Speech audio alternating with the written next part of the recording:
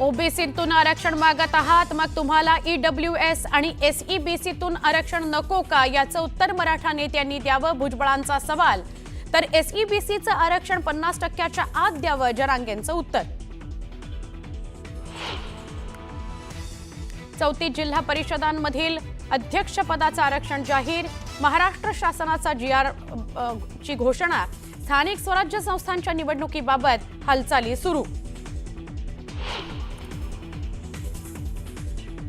मी आरक्षण मिळवून देतो, हरिभाऊ राठोड यांचं बडे मुद्द्यामध्ये वक्तव्य. तर मुंबईचा भूमिपुत्र अॅग्री कोळींचा कधीच मुख्यमंत्री झाला नाही, राजाराम पाटील यांची खंत.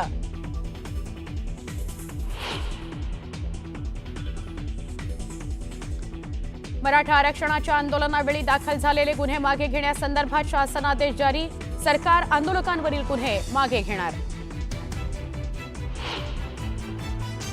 ठाकरेंच्या शिवसेनेच्या आमदार आणि खासदारांची आज बैठक. पालिका निवडणुकीच्या पार्श्वभूमीवर महत्त्वाची बैठक. ठाकरे बंधूंच्या भेटीनंतर होणाऱ्या बैठकीकडे राज्याचं लक्ष.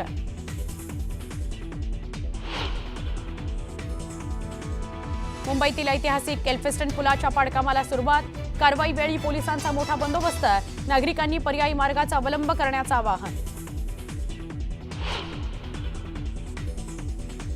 मुंबई विमानतळावर मोठा अनर्थ टळला. स्पाइस जेटच्या विमानाचं चाक निघालं. विमानतळावर विमानाचं सुरक्षित लँडिंग.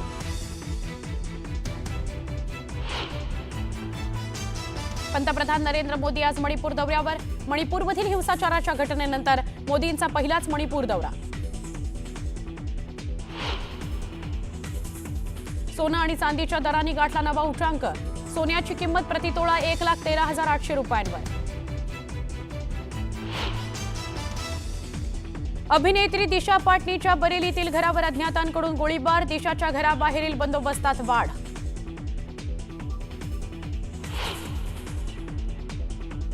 आणि नेपाळमधील सत्ता पालटानंतर सुशीला कार्कीबंद या नव्या पंतप्रधान. लष्कर, राष्ट्रपती आणि जेनझी नेत्यांच्या अनेक बैठकीनंतर झाला निर्णय.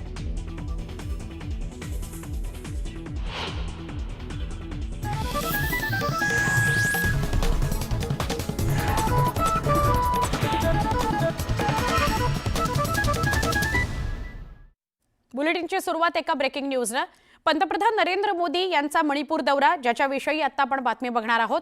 पंतप्रधान नरेंद्र मोदी इम्फाळ आणि चुराचांदपूर इथं 2 वेगवेगळ्या सभांना संबोधित करणार आहेत. मणिपूरमध्ये इम्फाळ आणि चुराचांदपूर इथं या 2 सभा होतील.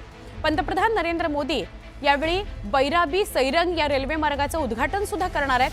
अनेक प्रकल्पांची ते पायाभरणीही करणार आहेत. इम्फाळ इथं 1,200 कोटी रुपये मूल्याच्या विकास कामाचं उद्घाटन पंतप्रधानांच्या हस्ते होणार आहे.